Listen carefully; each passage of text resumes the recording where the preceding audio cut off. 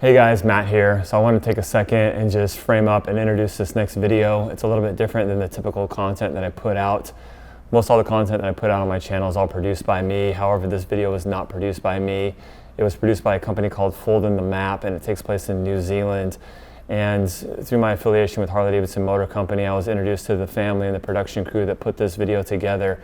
This video stars a man named Mike who lived in New Zealand, big-time motorcycle enthusiast, definitely lived by the spirit of most of us motorcyclists, that is, live by your own rules, enjoy the open road, and really enjoy the freedom that motorcycling gives us. And unfortunately, he had some sad circumstances come his way in life. He was diagnosed with cancer and was given a very limited amount of time to live. And as his last hurrah, or his last big serious motorcycle ride, he decided to go around the entire country of New Zealand on a Pan America. So I felt like the content was very relevant for my channel. It's very well produced, and so I had the opportunity to host it here on my channel for a couple reasons. One, because the audience, being a lot of Harley owners and lovers like you guys out there, would appreciate the content. And also I feel like it was very well produced, and it definitely embodies the spirit of motorcycle riding. And Mike is definitely a guy that I never had the opportunity to meet, but I feel like his personality and the way he lived really embodied the spirit of motorcycling and the love for motorcycling. Mike unfortunately has passed away. He lost his battle to cancer. And by posting this video on my channel, it's my small way of helping Mike preserve his legacy and his history and his love for riding motorcycles, and getting it in front of an audience that I feel like would really appreciate it. You guys. Friends of the family have set up an education fund for Ace when he becomes of age to go to school. So for those of you who want to help out there, I'm going to be putting a link to the fund in the description of this video. So without further ado, I give you guys Dead Man Riding.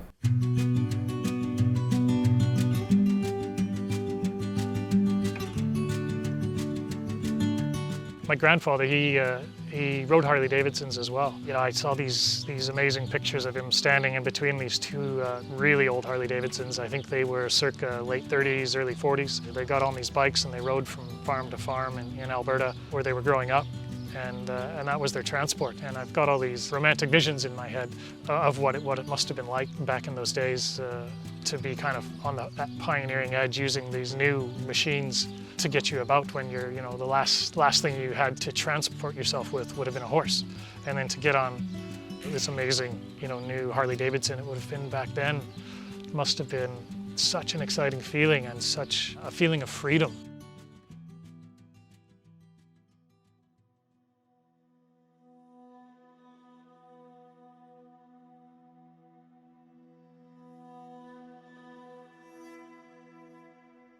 My name is Mike Gilbert. I'm 45 years old. 2 years ago, I was not feeling very well, went to see the doctor, and long story short, I ended up being diagnosed with stage 4 colorectal cancer. Our business that we had come to New Zealand and established and spent 3 years building was just taking off and doing very well. And then this hit, and then of course, the global pandemic situation hit at the same time as well. So that was just devastating.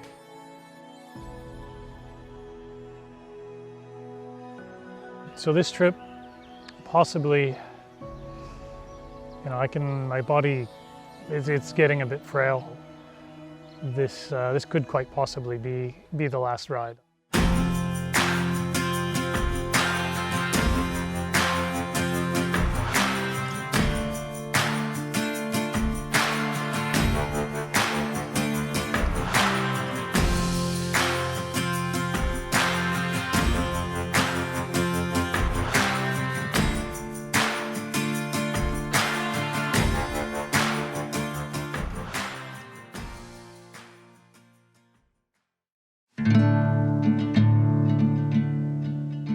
Day one was quite interesting because I was quite nervous in the morning with the condition of like the tumor and the metastasis in my hip. It's quite sensitive, and I wasn't sure how much that would take or if I could even make the edge of town.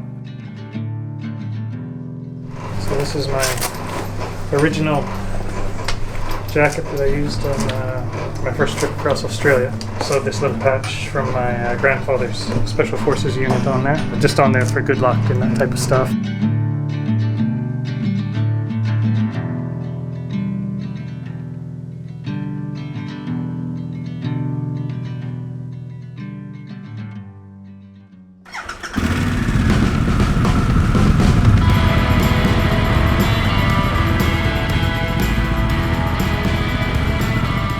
and away we go. First ever ride on a Harley. This should be fun. Very exciting day for me. Okay, we're up to highway speed for the first time.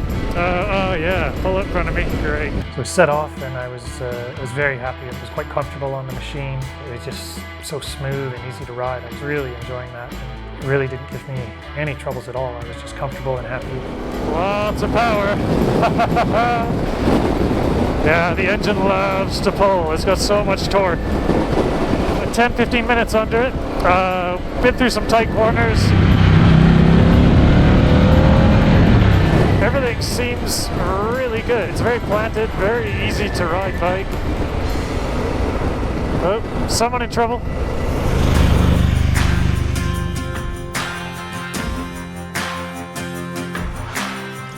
Oh, you can smell all those flowers. Wow. Just taking it easy. Lots and lots of police out looking to ruin people's days, so we'll just stick to the speed limits, as I always do. Wink, wink.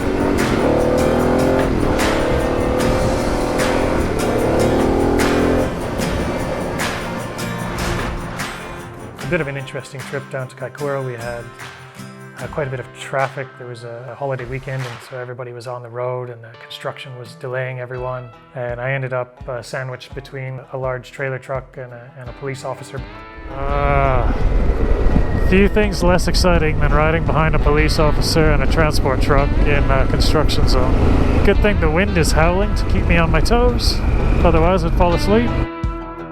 And so even though it was completely legal, when I finally got the chance to pass the truck in front of me, I got my first experience of being pulled over on a Harley-Davidson for no reason at all.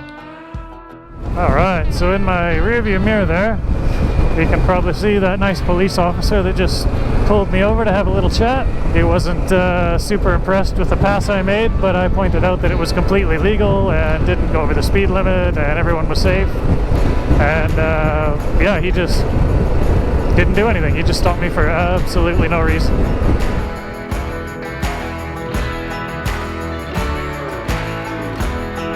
Oh man, you can really smell the ocean now.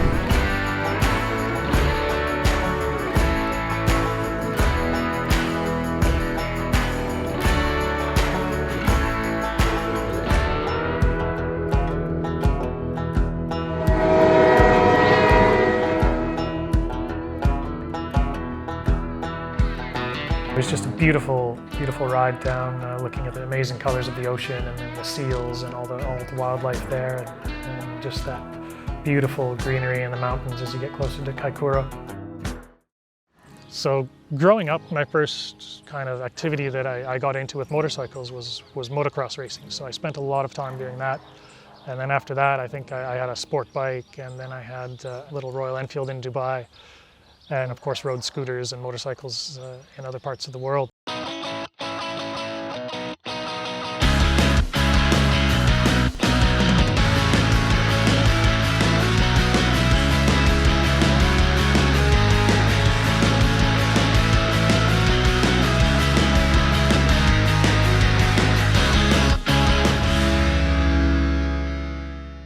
Harley-Davidson had never really been a brand that was on my radar. You know, I had this impression that it was, it was the brand for the outsiders that lived kind of on the edge. And what changed that was I was actually kind of capturing content and doing this tour as Dead Men Riding. And I was on this big kind of winding road through the trees, and there was this group of Harley riders behind me. And as they went past, I was looking at them, and they were these just basic kind of chopped up bikes from the 80s, and they were just minimalist, and they had the bedrolls on the front and the open face helmets. And there I am, I got my adventure helmet, and I'm all geared up and all of that, which is excellent. But I was watching these guys, and they were going past, and I just thought the basicness and the rawness of that and the sound of the bikes. And I think that was the first time where it really hit me. I was like, you know what, that looks pretty interesting. I think maybe there's something in there for me. I started kind of learning more and getting a better understanding of the brand. And then, coincidentally, the Pan America came out. And, one thing led to another, and here I am. I'm sitting here with this amazing new motorcycle. with a brand that's not really known for adventure bikes. I'm really excited to go and have this first experience with the Harley brand, because it's something that I have deep in my blood, back in my family, that has taken me this long to actually get on board and experience that. So what I'm looking forward to is kind of just riding and just getting on the bike and being free, which I don't get that feeling a lot anymore, because it's a lot of kind of stuck at home. My physical ability doesn't let me get out and do a lot of things. So this is it's a chance to really leave the world behind, engage with something new, and it's going to be it's going to be a bit subdued because of my physical condition, but I'm looking forward to just seeing these places again. I want to use motorcycles as a tool for healing and enjoyment for myself, and as a way to communicate to others that there's hope, and not to give up just because your doctor says you're dying, or because it's not normal for a cancer patient to ride a motorcycle. I'd have to say that motorcycles became less of a tool in a business, and they became more of a personal item for me, and a personal way of expression, if that makes sense.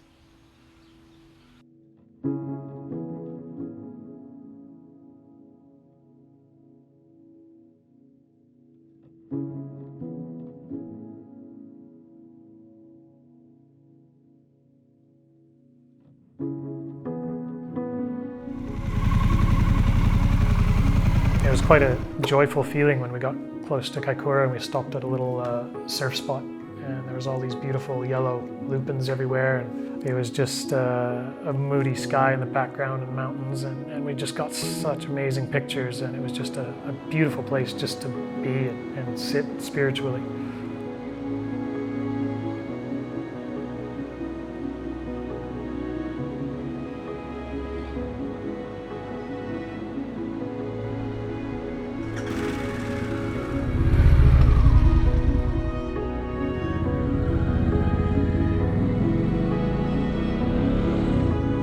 Wow, look at those mountains. That's amazing.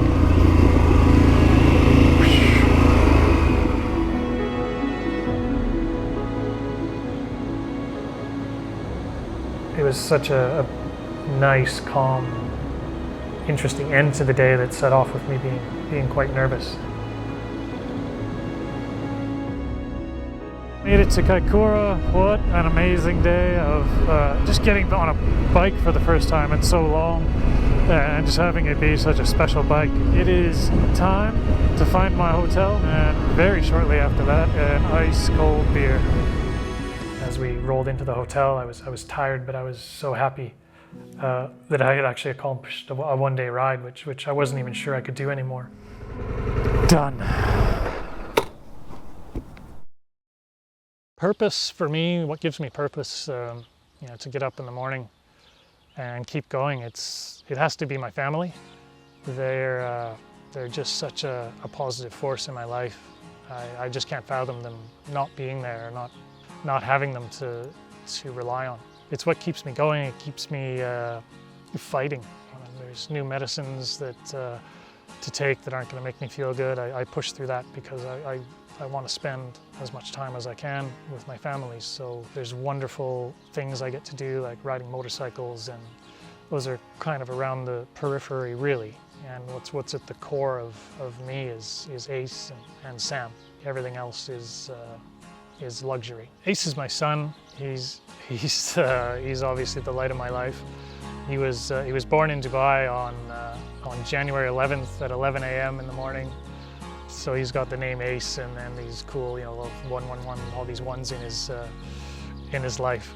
He's got such a kind heart. He's so empathetic with animals and people, and he feels everything very, very deeply.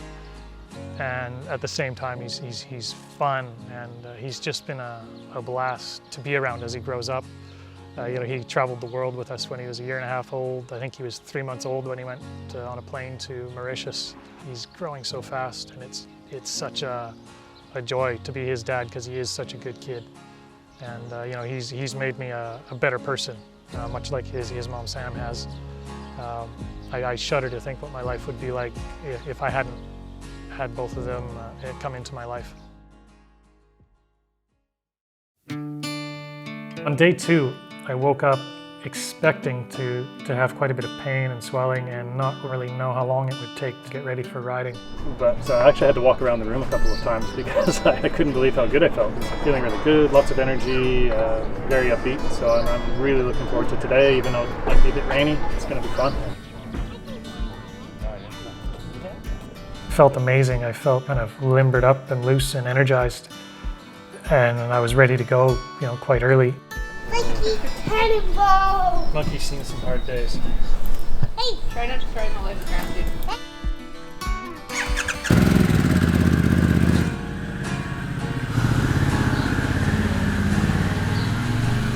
All right, setting out on day 2. It's a bit gloomy. Looks like we might get into a bit of rain, but hey, that's what it's all about. That's why they call it adventure riding. Get out there and just take what comes. The route we took was just kind of out of Kaikoura and then up what they call the inland road. Beautiful little B road, not much traffic on it, so we should have a lot of fun. Looking forward to it. It's one of my favorite bits of road in the country. It's a little bit rough. It's got some parts that need repair, but lots of ups and downs and corners, and it's just a good time. Let's do this.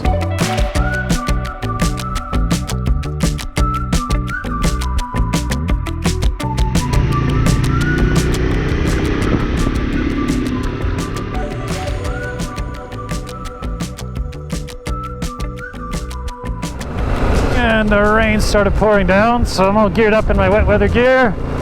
I just noticed I forgot to close my sleeves. That'll be interesting. Alright, let's pop that up a little bit, see if we can get a bit of protection. Gotta pop those hand warmers on, there we go. That'll help keep my hands nice and warm and dry. Oh yeah!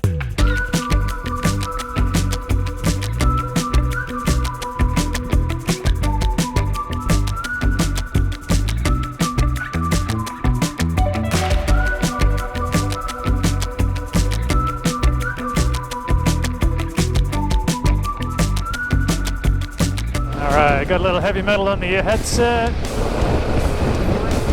Let's go find some trouble.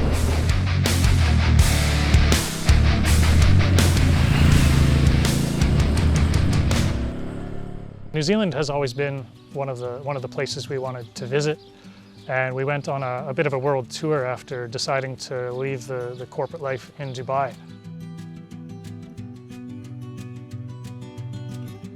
We spent time in Europe, South Africa, and we came to New Zealand, and we rented a caravan and we just kind of drove around the South Island and we fell in love with it. Put together a bit of a business plan that we wanted to do, which was helping people get out and have amazing experiences that like we had during our time traveling. We just went through an elimination process of countries around the world, and New Zealand just fit the bill. It was a nice place to raise our son, and it just looked like an amazing place to set up our motorcycle business. Adventure riding wasn't one of the things that I envisioned for the business that we started here. We started with road bikes, and I think what changed that was I got involved in a project that I came up with, but it ended up taking off. Was a ride across Australia with this guy who was aiming to be the youngest person around the world on a motorcycle. His name was Henry Crew. And he does hold the world record for the youngest person to ride around the world on a motorcycle. They were dual sport bikes, and we ended up doing some off-road riding.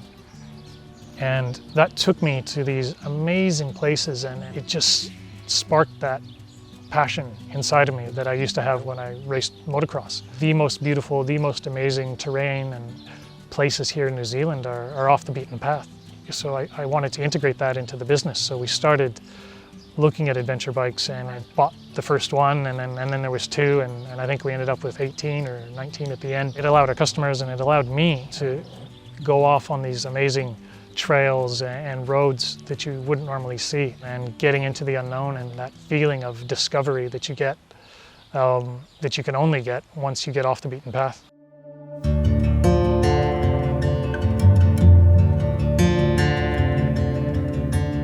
The weather was against us. We had rain and heavy rain and light rain and all sorts of it throughout the day. But the road itself is just amazing, like these beautiful sweeping corners and hills and switchbacks.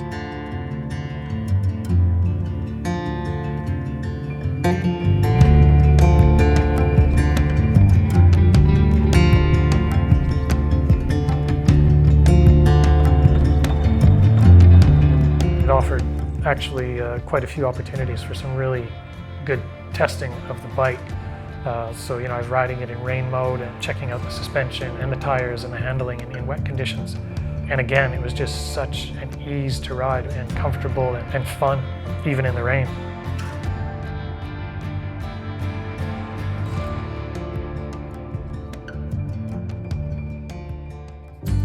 Just had a blast going down this road. The contrast from the day before of having to wait for traffic and police and cars everywhere to this, where there was nobody on the road, and it was just this amazing ride through the countryside, this beautiful countryside on this moody day. It was such a fun thing to do.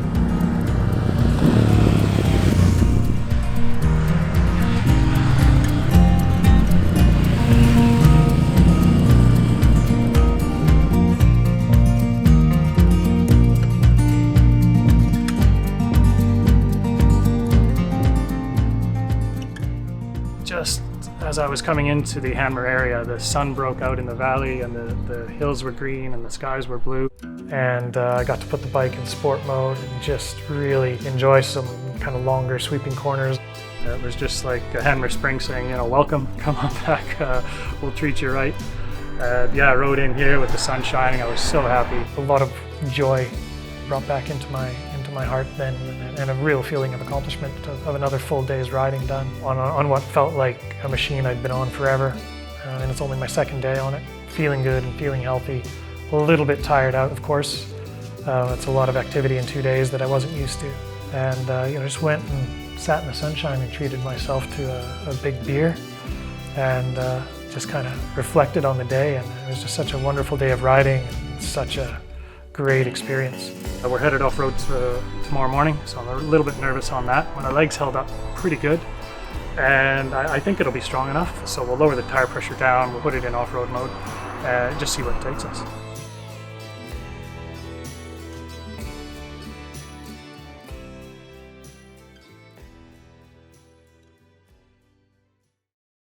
My first ever experience on a motorcycle was it was funny. It was on our farm in our yard on the lawn, and these neighbors brought over this little homemade deal. It looked like a couple of wheelbarrow tires, a lawnmower engine in the middle, and a little steel frame and a homemade seat on it. It had a pull start. The other kids were riding around on it, and I looked at that and I said, that looks like a lot of fun. And I remember getting on it and riding across the lawn and giving it everything it had, and that feeling of balancing and not pedaling and having that power, and it was completely lame, but that was what sparked the fire. I was like, this is something I need to get into. To pick the best experience, or one of the top ones for me, was actually on a road near Queenstown. I had finished going through this back mountain pass on my big adventure bike, and I was kind of in between chemotherapy sessions, and I was out trying to prove that I could do things. And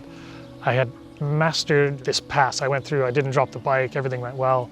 I got hailed on and snowed on and rain and sun, and it was just this day where everything was kind of thrown at me to keep me from making it through this pass, and I made it. And that even wasn't the moment. The moment was after that. I was riding back into Queenstown for the night, and it was on this sealed road, and the sun came out of the clouds, and the bike was running perfectly. I had it in sport mode, and the tires were sticky, and I started kind of winding along the side of the water. I had the rocks there, and it just gave me this feeling like I had been transported to, somewhere in Italy on the Amalfi Coast or something like that. Yeah, it was such a beautiful experience. I'll never forget that. And there was nobody in front of me, and I just had the road to myself, which was unusual as well. It was just one of those perfect moments that I was talking about. And yeah, that was a good one. The feeling you get when you're on a bike, it's working well, your tires are good, you get to this beautiful road, and there's these times when you're on motorcycles where everything just clicks and everything starts working together, and it's just perfection. The feeling it's amazing because you're connected with the bike, you're connected with the road, the sky, the smells that are coming through your helmet with the trees and the water or wherever you're riding.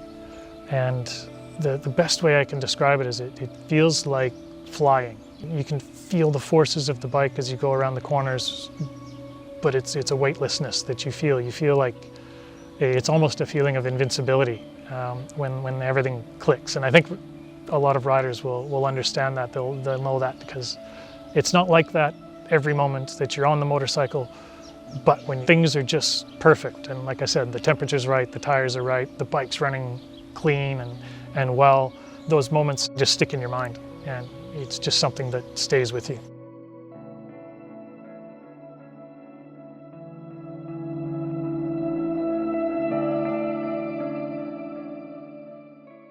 So day 3, I woke up feeling okay, a little bit slow, but through the process of getting the gear on, getting the bike ready, and sorting it out with changing the tire pressures, because it was going to be kind of an off-road gravel riding day. Okay, just dropping the pressure on the tires before we go off-road. I was running 34 psi. We'll try to get it down around 25 here. So I think we're not going to do any hardcore off-roading. I don't want to get them too low.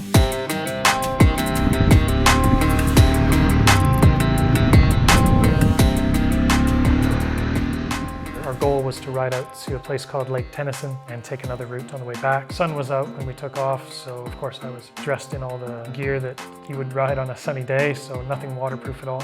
I was quite nervous how I was going to handle being on a loose surface again with my hip the way it is, and a bike that I hadn't ridden on loose surfaces before. So switched it into off-road mode.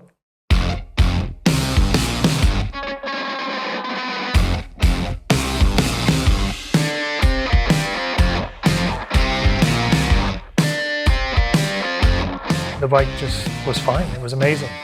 The riding mode was quite good with the throttle response and the suspension and everything. I think maybe it took me a couple of kilometers just to get the feel for it. And then I was off.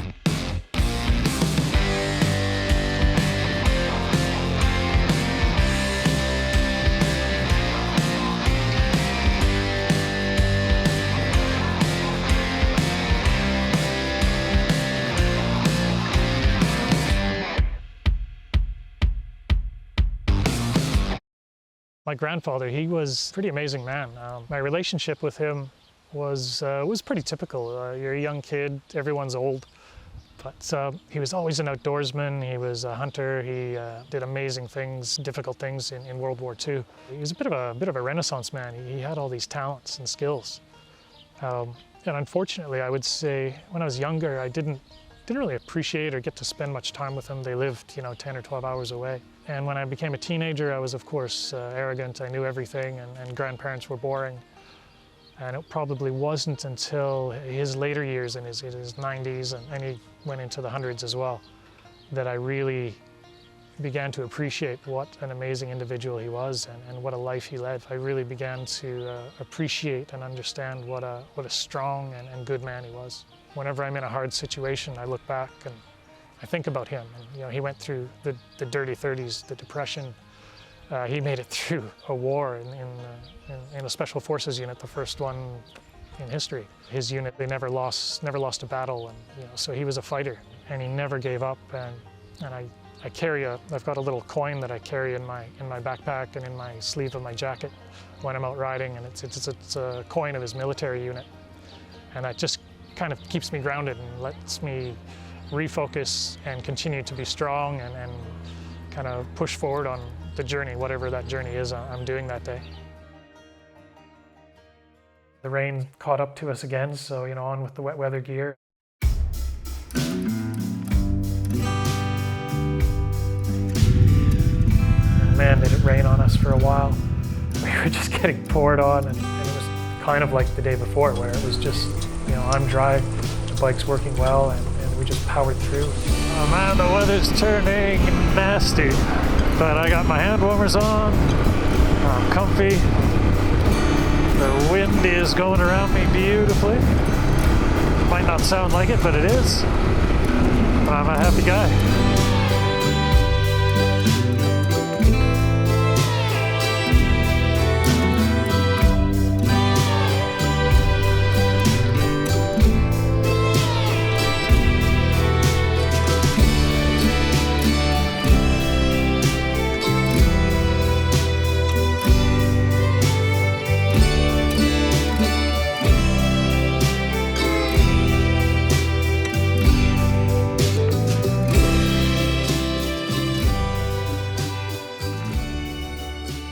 just taking a moment. I couldn't think, even just a few weeks ago, that I could ever do this again. And yeah, it's a bit overwhelming, just being in this imposing valley with all the mountains around and nobody else. What a privilege it is to be able to do things like this. Splash through the mud and the muck and the rocks and down this beautiful valley up to an even more beautiful place called Lake Tennyson, which is at the base of these amazing mountains, and it's just amazing scenery as you sit there at the edge of the lake. It was emotional for me because this was kind of the spots that reminded me of my grandfather, and as the further we rode down and the weather got worse, and it seemed like everything telling me to turn around and, you know, you're not supposed to be here. But my grandfather, he would have never given up at anything like that. So I said, well, I'm not going to either. Kind of sat at the entrance to Lake Tennyson and looked back down the valley, and it was one of those moments I just knew, I could feel, you know, my grandfather was looking down and going, yeah, I'd really like it here. And yeah, it was a nice moment. I really wanted to connect with him, emulate the trips that he had and the cool places he'd probably gone on his Harley-Davidson. And I think he would have been all for it. Probably even back in the 40s, he would have rode that old Harley up that valley, no problem. Yeah, I was tearing up a bit, but it was a really happy experience. It wasn't sad at all. I'll never forget that kind of a ride out there in the arrival, because the only things flinching were me and my abilities as a human, and the bike just didn't care. It just kept going. It was riding over the wet rocks and the shale and the dirt and the potholes, and it didn't care. It was happy to be there, and whatever got thrown at us, it just didn't mind. It was nice to have that confidence there with the lack of confidence in some spots with myself and my riding ability. Mother Nature seemed to not want us there that day. The wind was staggering. It was blowing so hard. You know, the film crew was trying to hold all my gear down just so I could eat a sandwich in the wind and just try to make that work. You just got that feeling that the weather was so hostile it was time to go. So you know, loaded up again and kind of back down the same valley, but it just gives you a different perspective as you ride down. And again, the bike was just, you know, the ride was amazing. It was stable, the suspension was good. The engine at low speeds on the really technical stuff was so nice and easy to use. It was quite surprising how well it did, especially for a bike, you know, the first of its kind. A little bit about my wife. Such an intelligent, interesting, full of life person. Which is why I fell in love with her. She was actually born here in New Zealand and grew up on the Sunshine Coast in Australia. And she's got these amazing stories of all the places she's lived and worked and the jobs she's done. She was an air hostess when we met in Dubai and worked her way up to the top of that field. As she does in every job she goes into, she just gives it her 100%. And even in life, everything she does, it's 100% or nothing. We click, and she's such a ray of sunshine. One of her nicknames that she has from her friends is Sammy Sunshine, and she's always been that positive driving force in my life since we've met.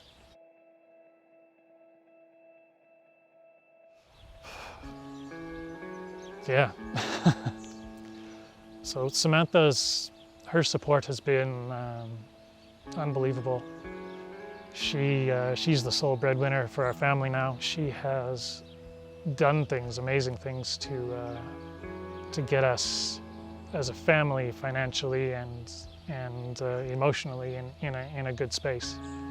She's leading the way with getting me into alternative treatments, and she's just there. She has a lot of weight on her shoulders. There's a lot of things I can't do. She takes the brunt of it when I have a bad day. If I'm not able to pull my weight as a member of the family, she's the one that has to pick up the slack. So, unfortunately, she doesn't get a lot of time to maybe take care of her emotional status and address, the seriousness of the situation, because she's so busy taking care of all of us. So, I worry about that a little bit, but You know, to sum it up, she's the rock that holds this whole operation together, and without her, I'd be lost.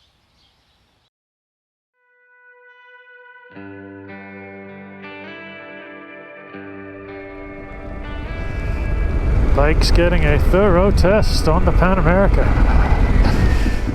So at the end of this ride, there's a little bit called Jolly's Pass, and I really wanted to go through that because it's a little bit more rugged, a little bit rougher, and there's a bit of a small stream crossing that I really wanted to do as well, because I love stream crossings.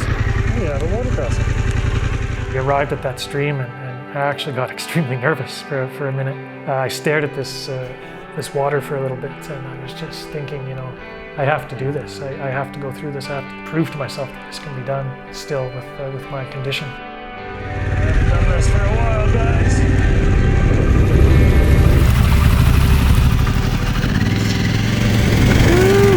Trusting the bike and trusting myself, splashed through that crossing, no troubles at all. It was great. I was whooping and hollering, coming out the other side. I was so happy and relieved. Yeehaw! And off we went down this rocky trail and kind of a steep descent back into town. And that day, I think that was probably the day I was most proud of. Just being out there, being off-road and doing that style of riding, which is absolutely my favorite style and place to be, is in the dirt. And the bike just eating everything up. It was just such a pleasurable day, even though the weather was just against us, and the wind and the rain, and made for a unique experience. I'll treasure. Yeah, you're a sight for sore eyes. What a day, babe, what a day. Sam came on this trip just to be there in support of me and help me out and make sure I'm okay. But a nice little side effect of that is when I'm done and at the end of the day and I'm so tired, usually I'm in a hotel room by myself, and I have to wait to tell those stories, or I have to wait to communicate with someone, and it's a bit, it can be a bit lonely. With Sam and Ace along with the trip, I get back to the room and I've got all that love and all of that emotional support right there every day. So it's just, it's a wonderful thing. I love it, and I'd like to have them on every trip if I could. Just even if they don't come along with me at the trip, just meet me at the hotel every night. So I've got my family around me. Mike is probably the most genuine, loving, and generous person that I've ever met. He's not only generous with his time, with his money, with his spirit. It was even in our wedding vows, I was just shocked by how much he gives of himself. And particularly just to Ace and myself, nothing is too much trouble. We met online and we went on our first date. And I remember when she walked in, it was later on, I was coming up with a word on what my thoughts were when I first saw her. And I think it was ethereal. She walked in with this beautiful blonde hair and this smile that was just infectious. And I think I was like, yeah, I'm done. This is it. That's a good one. I can tell. Yeah, I was far more skeptical. I had very low expectations. I walked in and I'm like, okay, well, he looks pretty normal. That's a good start. And handsome, though, very handsome. Very handsome. And we closed the place down. We stayed until they kicked us out. And so I gave her a ride home. I had a car that would probably be more associated with somebody a little more douchey than I actually was. But it was this beautiful sports car. When she saw it, she was like, oh, okay. And I'm like, no, I'm really I'm a normal guy, it's okay, I just like cars. And so I gave her a ride home. And when I dropped her off, I was kind of like, so when will we talk again? And she's like, I've got your number, I'll call you, don't call me. And as I drove away, I'm like, oh, no, she's not gonna contact me. I think I've just been blown off. And so I'm cruising down the highway and I hear this ding ding and I look at my phone and it was a text message from Sam. And at that point I was elated. Now I have her number, we can communicate, that's great. Because before that I didn't have her phone number, and the only way to communicate was through the online platform, which I think you had... He was disconnecting the next day. Yeah, you were canceling your membership the next day. So yeah, I was pretty happy to get that little nugget of information that was valuable at that point. And I guess I kind of knew from then and gave him a nugget. To give you a background of our personality types, from the beginning of time, Mike has always been a planner and organizing things down to the very finest detail. I've always been much more fly by the seat of my pants, work out where I'm going when I get there. I'll work out how to get from the airport to where I'm going when I get there, and maybe not even decide where I'm going until I get to the airport. So our very first trip together, it was a friend of ours' wedding, Italy, and I had done the planning, which there was none, and so we got to a train station. Funny enough, the story of our first fight. Same story. Same story. We got on a train and Mike was like, but how do you know it's going in the right direction? How do you know this is the right train? And I'm like, I just know. God, relax. Go and get a beer or something. He goes, but how do we know when it's gonna leave? And so, short story, we ended up in a very big fight and we were like, oh my God, how could we go on? But we kind of agreed to meet each other halfway, and so I planned a little bit more and Mike planned a little bit less, and I think we've done that ever since. I think it was years later. It was after we left Dubai when we did our round the world trip, traveling through Europe, and we got to Spain. And what we would do is we'd stay a week or two in each spot. She would pick one stay and I would pick the other, and that included doing the bookings, hotel and all of that. And I think that kind of did that same sort of thing, just let each other let go and just trust and go and have fun. So Sam books this place out in the Sierra Nevada, in a place called Guadi, and it's all these cave houses built into the rock. It's surreal almost. You go there and it's like, you know, how does the world not know about this? It's quite a cool place. The other thing is it's also quite remote and a little bit backwoods, let's say. Deliverance vibe when you get there. Yeah, I think the hills have eyes. So we got there and I was like, Sam, what did you do? I was like, not again, this just going with it. But that said, it was one of the most memorable things just because it was so weird and interesting. and we went and did a bit of off-roading. It's okay to say now because the rental car has given us our deposit back. Did a little off-roading in something that shouldn't have been. We ended up going along these cliff sides, and there were these little huts built into the sides of the cliff. And there's like dogs barking, and I swear we drove into some drug dealer's compound. But that was one of those things where we ended up kind of having this wonderful non-planned experience because the adversity made the experience. Yeah. Like when I go somewhere, I like to plan everything and go where it's all refined and I know exactly what I'm getting into. But that was fun because we had no idea. You're welcome. Yeah. I learned. A year or two ago, we were like wondering if he could ever ride again. And, you know, there's been days where he could not get out of bed or couldn't walk to the kitchen. So to see him out here doing this is like outrageous. It's amazing. I think anybody else in this situation, I think it's super important just to really focus on the next 24 hours or even 12 hours and what you can control, and don't think beyond that because it's like a vacuum and you might not get out. Give me a second.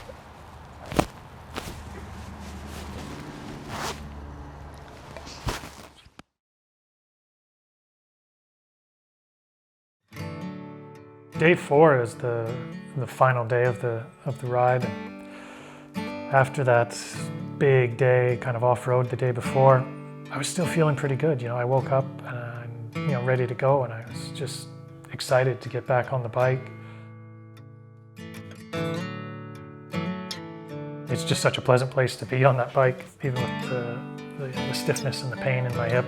You just kind of forget that when you jump on. So the plan that day is to make it all the way home back to Blenheim. First, we rode up towards a place called Lewis Pass. Such a beautiful place to ride, and I just wanted to share that with everyone because it's just this amazing, beautiful, windy road through this thick forest and kind of rainforest type atmosphere. And it was finally a dry day, so it wasn't raining. We had a bit of sun, and it gave me a chance to really get the feel for the bike on a dry road and see what it can really do. And man, it didn't disappoint.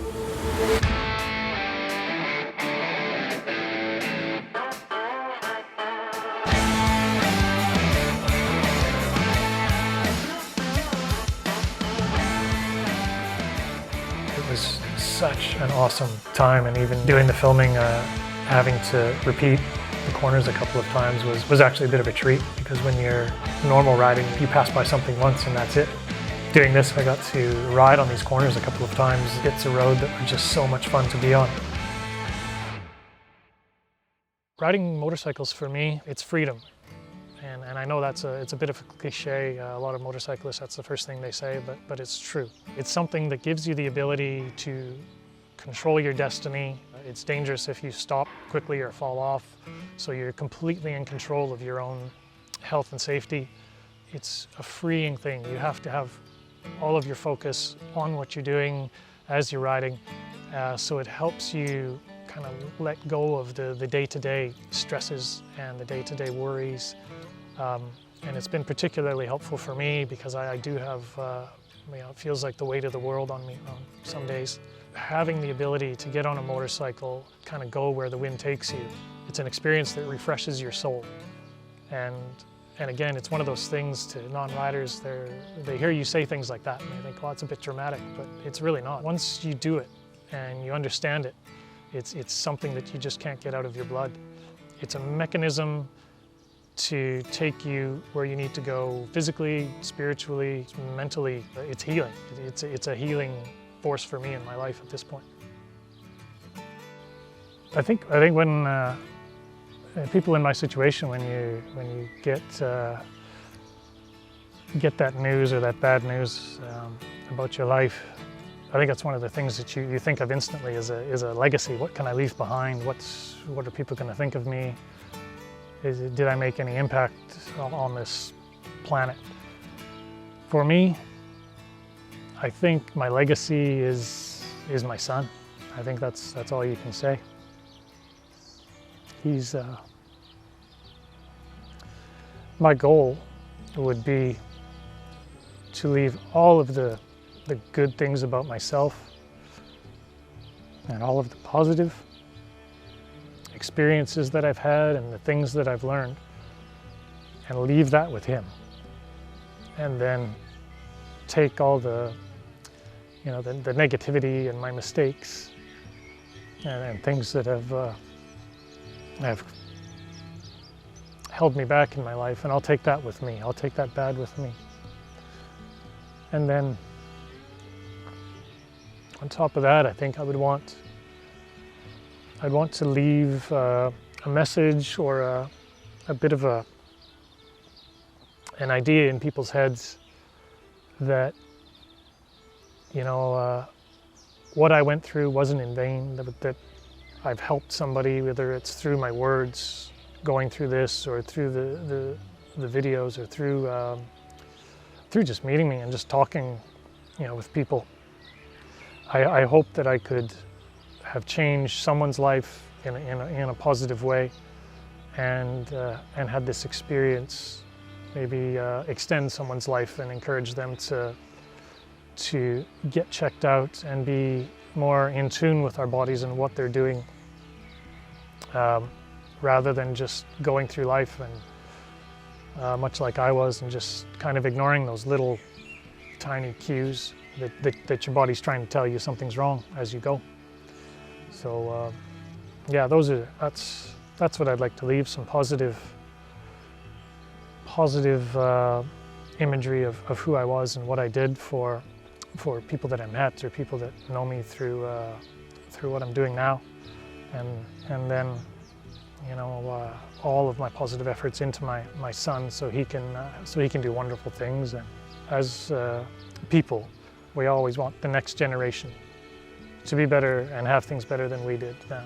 I don't know if the world's going to be better for him than me, but I believe he's going to be a better, stronger person, and hopefully I can contribute to that.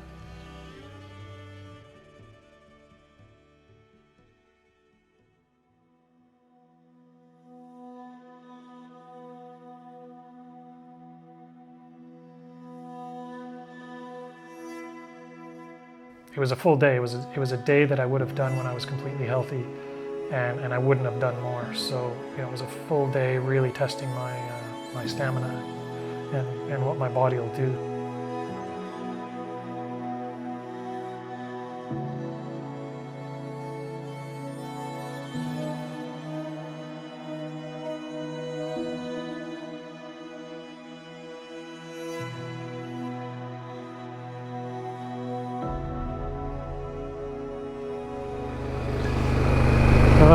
St. Arnaud, last town before we get home, about an hour and a half away. I wasn't sure I was going to be able to put in a day like this where it's a decent ride home plus all the filming. But here we are, we're gonna make it home tonight, sleep in my own bed, say hello to my cat Taco. Pretty excited about that. At that point, I think it was, when I started to really think that, maybe I could do some more of this, because I really love doing that riding and sharing these experiences with people. And that's why I started Dead Man Riding, was to do these types of things. So I'm about 10 minutes from home. Situation report, tired. Everything that's kind of got issues with it is of course a bit sore right now. It's been through a lot, been on the bike since 9 o'clock this morning. It's damn near 7, so that's a pretty good shift for a cancered up old mediocre rider like myself. The bike is amazing. I love it. Don't really want to give it up. It's treated me very well. It got me out of the house and it's brought me back to the house, and it's done it with style and I don't know, just something special that I don't think any other bike could have. It brought a real emotional connection to my journey, and for that I just have to say thank you. I'll have an emotional connection with this bike as long as I live.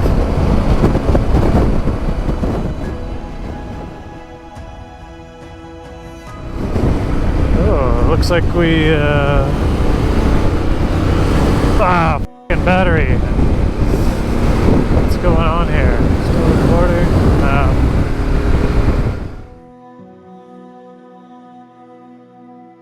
It was a very long day, but being on the bike with the amazing wind protection it has and cruise control and hand warmers, I was as comfortable there as I would have been in the car, so it wasn't fatiguing at all. I just got that amazing kind of feeling of accomplishment as I got closer to home, realizing that I'd done something that I honestly, I think in the back of my head, I had some pretty strong doubts that I could make it this far. And as I got about a block away from home, I just broke down into tears. I was crying in my helmet.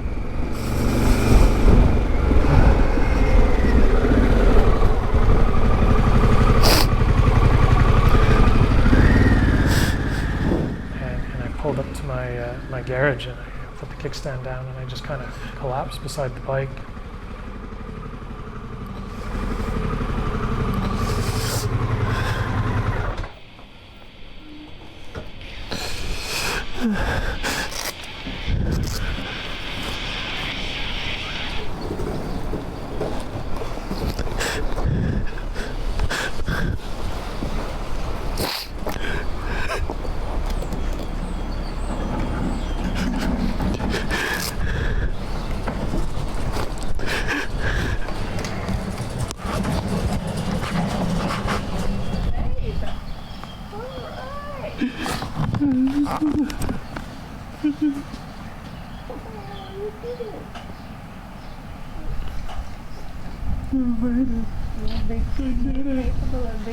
I did it.